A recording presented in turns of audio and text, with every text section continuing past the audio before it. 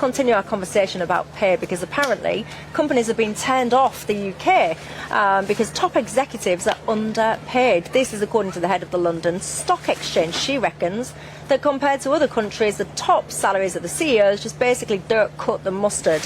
Daniel, do you think we need to be paying these top CEOs more? I don't know.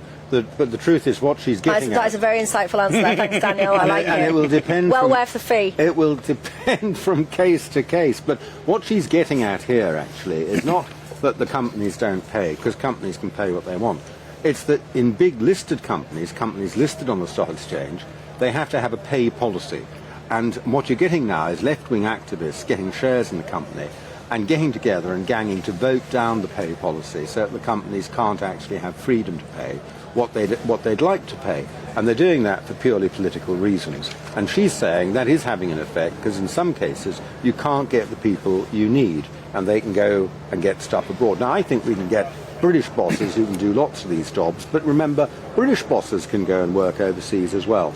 So the companies need that flexibility, and I think it's ridiculous that they've had this idea now that the shareholders decide what people are going to be paid, when it should be a job for the management to do. That's my view. Aaron? Yeah, it's Aaron believes you should pay whatever they ask, because he said that about the junior doctors. So no, not oh, at all. That's different now, is it? Well, it is certainly different, because these people, on average, are earning £3.4 million a year, which is more than 100 times what the average person earns in this country. So it is different, yes. I mean, ultimately, I somewhat agree with what you say, because ultimately it boils down to the shareholders. If they believe that a CEO is adding sufficient value to the company, they will reward them appropriately. I think realistically, some random person, or it's not random person, it's the CEO of the London Stock Exchange, saying that we need to give CEOs more, I just find it bizarre. I mean, if you believe in market capitalism, surely that's up to the shareholders. But what she will be saying, because also as well, there seems to be a slight decline in terms of companies listing on UK stock exchanges. I'm not talking about FTSE 100, I'm talking about general. And obviously this is a global market now. Yeah. So post-Brexit and all the rest of it, we should be pioneering, saying, right, who are the best business brains across the globe? Sure. How do we entice them here? I was trying to find an exact number of how many employees are in the FTSE 100, and I couldn't find. I was finding all different accounts, so I decided just to leave that figure. But these men and women, largely men, let's accept that, they are in charge of and responsible for the fortunes of probably millions of workers in this country. Yeah. And I always find this kind of ratio quite interesting. So when people take the CEO average and compare it to, I don't know, the average worker in their organisation and say, well, I'm comfortable with a ratio of X, but I'm not comfortable with a ratio of Y. Why does it matter to link the CEO's pay to the workers? Is the Royal Navy a world-class organisation? I guess it depends what you're benchmarking it Or on. do you think the US Navy is a world-class organisation? I've never even sat and thought about it. Because Why? the pay ratio in the US Navy is 8-1. So the highest paid member of the US Navy is paid 8 times more than the lowest paid. The reason they do that is to create a esprit de corps, a sense of togetherness, a sense of purpose, a sense of mission. Now, I don't expect companies on the FTSE 100 to have an 8-1 pay ratio, but I think there is something very valuable for a private company where you say, we treat all of our workers well. There is a threshold we don't fall below. That's certainly not the case for big players like G4S or Serco on the London Stock Exchange. I agree with much of what you just said, and I think we should absolutely reward talent. However, when I look at CEOs in the private sector in this country, look at, for instance, the Royal Mail CEO.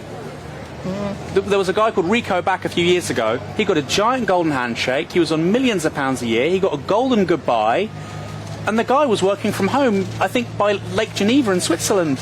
So the idea that we're not paying these people enough, I just find absolutely remarkable. But do you not think people should be paying from home? Do you think your achievements, etc., are based on you being in the office? No, I don't. I just don't understand how that Rico back is a great example. I think your audience can Google him and find out. Or water companies. You know, the average exec now, a privately owned water company in this country, they're earning £1 million a year. Their pay has gone up past £1 million for the first time ever.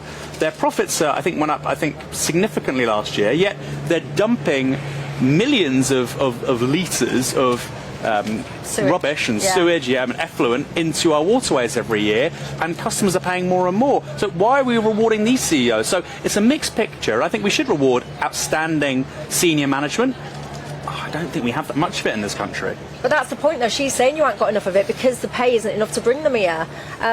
Daniel, what do you think to these kind of ratios and links between staff pay and CEOs? I think companies should pay their staff properly and well and decently. Of course they should, at every level in the organisation. But I think, there are people with particular skills you need. Now, I personally think an awful lot of these chief executives don't have particular skills, and I don't think they're worth it. And some of them are pretty disastrous once they get into position. But there are certain professions, I know, senior engineers and people like that, who can command their own salary. And there are projects for them, major works for them, that they can go around the world, and they are in demand. And British engineers in particular are in demand, and they can set their own salaries. And if you want them to work in this country, given the high rates of tax and everything else, then you're going to have to pay them, because they won't be here otherwise. They'll be in Hong Kong, they'll be in Dubai, they'll be in the Gulf, whatever, doing major projects there. And good luck to them. They've got the skills, they've got the qualifications. So I think the people who are really qualified, I understand why they have to pay them. Let me ask you at home, throw this open to you. One of the points that Aaron was just making there, when you go to work, your morale, how much of that, if any at all, I don't know, is linked to your boss? So do you sit there going, well, I only earn, 30 odd grand a year, he earns whatever, 2 million, and does that demoralise you? Do you compare your wage to that of the boss or not?